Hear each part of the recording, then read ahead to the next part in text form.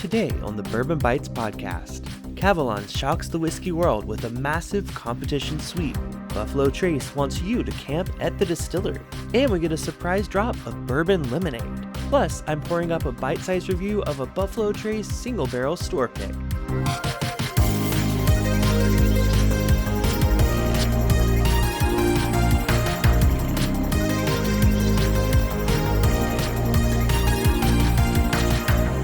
Hello, everyone, and welcome to the Bourbon Bytes podcast. I'm your host, Clifton, and this is the week of July 16th, 2026.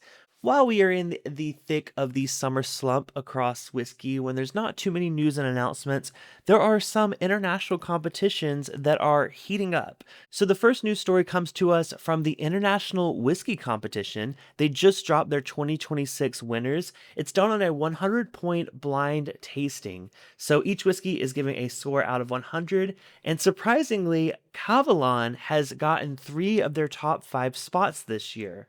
I've not had much experience with Kavalan or Kavalan. I've heard it pronounced a couple different ways, but it is a Taiwanese single malt whiskey.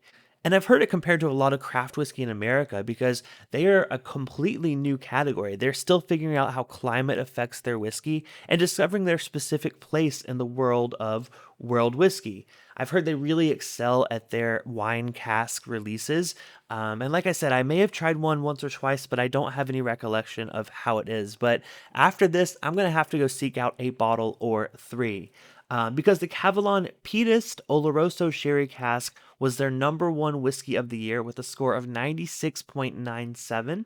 Their Kavalan Soloist, which was an Ex-Bourbon single cask strength release, got a score of 94.63.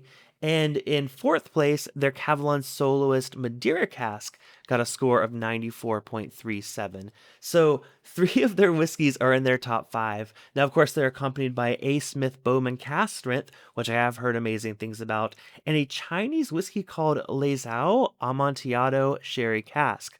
Those are number 3 and number 5. But numbers 1, 2, and 4 are all from Kavalan. So really cool to see that. I love to see new categories of whiskey just in general, but especially ones that are doing really well in competitions, especially when they're blind. That shows that there's no bias involved at all. You really are getting a true experience of what is the best whiskey out there. So while I am a little sad that bourbon didn't hit the top spot, I am really excited to see Kavalan do so well. So let me know if you've had any of these releases or if you've had any Kavalan in general, and let me know which one I should pick up because I'm very intrigued to see. They also placed a lot more in their, full list. I'm just talking about the top 5. I mean, there is a huge amount of Kavalan that was selected this year. The next piece of news I have for us is a fun one. So Buffalo Trace has announced Camp Buffalo Trace, which is a new summer experience featuring bourbon education and overnight luxury camping. This was just announced this week, but they are starting this new tradition this summer at Buffalo Trace. Of course, this isn't your kid's summer camp. This is for everyone 21 and older. They say they are blending nostalgic summer camp inspired activities with hands-on bourbon education. Camp Buffalo Trace features a full day of interactive programming, culminating in a rare opportunity for select guests to extend their adventure with an overnight stay in luxury camping accommodations on site. They say that they are reimagining some classic summer camp activities through the lens of America's native spirit, offering 4 hands-on experiences, including Whiskey Woodcraft Workshop, which guests will create a custom muddler from authentic barrel staves, a bung driving relay, which puts guests to the test in a cooperage-inspired fast-paced competition, and then a blind tasting and Buffalo Trace trivia. I feel like I would do pretty good at that. I know a lot about Buffalo Trace, and I'm pretty good at blind tastings if you've seen some of my live streams. But lastly, they are ending it with a single barrel challenge. So guests will sample 3 barrels of the same bourbon at different ages and attempt to identify each one while exploring how time, warehouse placement, and maturation influences a whiskey's final character. Now, like I said, they are going to have some air-conditioned canvas tents available with premium furnitures and a fully stocked mini fridge with water and, of course, Freddy's old-fashioned sodas. It sounds like a fantastic way to experience the Bourbon Trail. I love to see experiences like this. I know Kentucky's not the only one doing it. I've seen some craft distilleries putting on these really cool events, but Wow, wouldn't it be cool to say that you spent summer camp at Buffalo Trace? I would absolutely love the opportunity to go try this. Now, this year it's going to take place on August 29th and September 5th, and it's going to be a very limited attendance, at least for this first year. It's going to be available through an online sweepstakes. There are going to be 90 winners. Each will receive a guest pass, and those will be able to do the day camp experience. But 10 winners will also get the chance to do the overnight luxury camping experience across both dates. So it sounds like it's going to be really limited, but it sounds like they are going to beef this up in the coming years. It is the start of something really new for the distillery, and I love the idea. I've never had a chance to really do glamping. I think the closest thing I've done to it is we stayed in a tiny little cabin in Costa Rica a couple summers ago, which was awesome. It was basically like a campsite, but there were these tiny little teepee cabins, and I love that experience. So add bourbon to the mix, and I am there. Now, this is just one of the expanded lineup of seasonal activities happening at Buffalo Trace. They have their annual Great Buffalo Chase Fun Run every year on July 4th. They have Backyard Session Summer Concert Series to Biscuits and Bourbon, which is their exclusive morning tour and tasting starting later in July. But I also want to talk about the fact that they slid in an announcement of a new product in this press release that I think a lot of people may have missed. So they are announcing their Buffalo Trace Distillery Bourbon Lemonade canned cocktail. And I was just talking about the barreled old fashioned that Buffalo Trace put out during my live stream last week and how it was one of my favorite ready to drink cocktails. Now it's exciting to see that they're releasing even more to their lineup. This one is going to be available for complimentary tastings and purchase at their gift shop starting on July 4th all the way through September 7th. They say it's a refreshing new ready-to-drink cocktail made with bourbon from Buffalo Trace Distillery and real lemon juice. So it's really exciting to see more ready-to-drink cocktails from Buffalo Trace. I think they do a really good job with them, and I think bourbon and lemonade is just a classic summer drink. Right now, it says it's only at the Buffalo Trace Distillery. I'm hoping it's one of those things where they launch there and it does really well, and we see it outside of the distillery, but I think we need more bourbon ready to drink cocktails. I see some of them, but a lot of times they are either, Manhattans or old fashioned, which are great, but I want a nice summer cocktail. And during my live stream last week, I tried two from Penelope, which was their blackberry old fashioned and their peach old fashioned, both of which were fantastic. If you missed that live stream, check it out. I tried Penelope's classic series lineup and their new Architects of Golf release. That was last Thursday night on YouTube. Catch the replay. But yeah, I think Buffalo Trace should absolutely enter the ready to drink summer cocktail market because I am their target audience. I love a good bourbon lemonade. But we're going to keep the Buffalo Trace barrel rolling with our bite-sized review.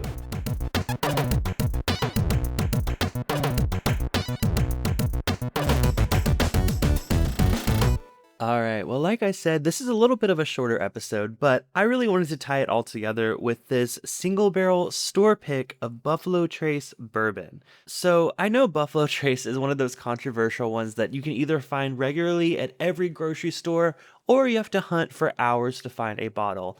Luckily, in Southern California, Buffalo Trace is pretty regularly available on the shelves pretty much anywhere you go. Now, it is harder to find some of their higher end items like Eagle Rare, even E.H. Taylor Small Batch, although it's been showing up quite a bit more frequently, at least in mid 2026. But one thing that I have found that I absolutely love in their lineup are single barrel store picks of just regular Buffalo Trace. To me, it is a huge improvement over standard Buffalo Trace. Now, Buffalo Trace is a small batch product, but it is not a single barrel. So when you have the opportunity to try a independent barrel of it picked by a store that you trust, it's always a good time. And this is no exception. This is from my favorite local liquor store here in Southern California, K&L Wine and Spirits. And funny enough, this actually came in a handle. I've never seen a store pick in a handle, but that's how they did it this time around. So it's a 1.75 liter bottle of a Buffalo Trace store pick. I bought this for $65, so that's about in line with retail. I think, if it were just a 750 milliliter, it'd be closer to 40-ish, but really good price for 1.75 liters of bourbon. And this one was distilled on December 12th of 2016, so it is 9 years old and 2 months. It is aged entirely on the fourth floor of Warehouse K, and like I said, they bottled this in the 1.75 liters and 375 milliliter small bottles. So it's exciting to see different variations of bottling for this. But yeah, over 9 years old, and standard Buffalo Trace, is said to be between 6 to 8 years old for the most part. So it's exciting to see an older store pick. And if you're curious, this is barrel number 125. It says it's currently out of stock, but they do have a different barrel available. I think that one's closer to 8 years old. But this one I just picked up relatively recently, so maybe they're going to get more in stock soon. Listen, I think Standard Buffalo Trace is a solid budget buy, which I know that might upset some people, but these store picks are really where it's at. I think they have so much more complexity and flavor, and they're the same proof. They're coming in at the same, 45% ABV, 90 proof, but I think their flavor packs way more of a punch. So I don't think I've ever reviewed one here on the podcast. I've done them several times on my YouTube channel, whether I'm just comparing it to a standard shelf bottle or other Buffalo Trace lineup. Check those out. Just search Buffalo Trace on Bourbon Bytes. But yeah, I think it's a first for the podcast. So let's go and get this open and poured. And just in case you're curious how to tell if something is a store pick, Buffalo Trace specifically has a Sazerac Barrel Select sticker on the side of the bottle. They do it for their E.H. Taylor, their Eagle Rare, their Stags. Look for it. It's a little gold sticker, and it usually has a picture of the store logo on it as well. That's how you know it's a store pick. A lot of times they're sold for the same price as the regular Buffalo Trace, so you got to keep an eye out. I actually surprisingly found a Whole Foods pick once on the shelf, exact same price as their standard Buffalo Trace, so it definitely pays off to keep your eyes peeled. But let's go ahead and give this 9-year, 2-month Buffalo Trace a nose. Oh yeah. I mean, what's interesting is it is that typical Buffalo Trace nose, but it has, like I said, an extra layer to it. This has a lot of oak going on, and it kind of reminds me a little bit more of like an Eagle Rare. Now, Eagle Rare is a 10-year-old expression of Buffalo Trace. It's a little bit higher proof, but this definitely is in that realm, but for the price of a regular Buffalo Trace, which is a big win. It's a little less of the cherry. I think cherry is a distinctive note that I get more so on Eagle Rare and Stag. It's a note that I don't always vibe with, but this has just very little bit of it. It's very much more of a sweeter caramel, vanilla, just typical delicious bourbon note on the nose. Very classic Buffalo Trace, but man, it just has that extra layer of age and spice that I don't get on standard Buffalo Trace at all. It's like a brown sugar coated pastry is the best way to put it. Man, I cannot wait to give this a try. So let's give it a taste. Cheers, y'all. Mmm. Yeah. Now, surprisingly, on the palate, that's where the cherry shows up, but it's a little bit different than the cherry I get on a Eagle Rare. Some people say they get grape on Eagle Rare. I have gotten a little bit of that, but to me, it's usually that dark, really rich, wild cherry.